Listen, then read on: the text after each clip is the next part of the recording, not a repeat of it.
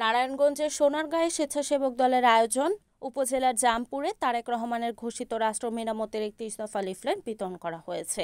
শুক্রবার বিকালে জামপুর ইউনিয়নের এশিয়ান হাইওয়ে সংলগ্ন কোবাগা এলাকায় 31 দফা লিফলেট বিতরণ ও সংক্ষিপ্ত আলোচনা সভা অনুষ্ঠিত হয়। নবীর হোসেনের সভাপতিত্বে অনুষ্ঠানে প্রধান বক্তা হিসেবে উপস্থিত ছিলেন উপজেলা স্বেচ্ছাসেবক দলের যুগ্ম আহ্বায়ক মোর্শেদ মোল্লা। প্রধান অতিথি হিসেবে উপস্থিত ছিলেন 2 নং ওয়ার্ড বিএনপি সিনিয়র সহসভাপতি আওলাদ হোসেন। বিশেষ অতিথি হিসেবে উপস্থিত ছিলেন উপজেলা স্বেচ্ছাসেবক দল নেতা কামাল ভুইয়া, জাকির হোসেন, শাহ আলম শিমুল, লিটন মিয়া সহ বিএনপি ও অঙ্গ সংগঠনের অন্যান্য নেতৃবৃন্দ। এ সময় বক্তারা বলেন, দেশের উন্নয়নের স্বার্থে বিএনপির ভারপ্রাপ্ত চেয়ারম্যান তারেক রহমানের ঘোষিত 31 দফা বাস্তবায়ন করতে হবে।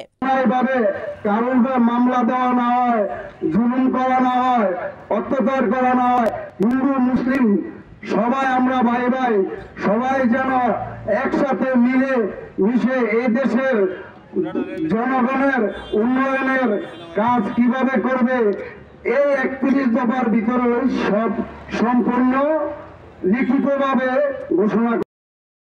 এখন সাংগঠনিকভাবে আমাদের হচ্ছে সেই তারেক রহমানের 31 দফার যেই বাস্তবতা, 31 দফার মধ্যে জনগণের জন্য কি কি করা হবে, রাষ্ট্র কাঠামোটা মেরামতের জন্য কি কি প্রয়োজন, এই বিষয়গুলি 1 নম্বর থেকে 31 পর্যন্ত আমরা জনগণের সামনে উপস্থাপন করব। এই দায়িত্ব। তাই বিএনপি আপনাদের কাছে প্রতিশ্রুতিবদ্ধ সেই 31 দফা যে প্রণয়ন এবং বাস্তবায়নের জন্য আমরা যে কাজ করে যাচ্ছি, সেই 31 দফার ভিত্তিতে এই রাষ্ট্রটা আমরা গঠন করব আপনাদের নিয়ে ইনশাআল্লাহ।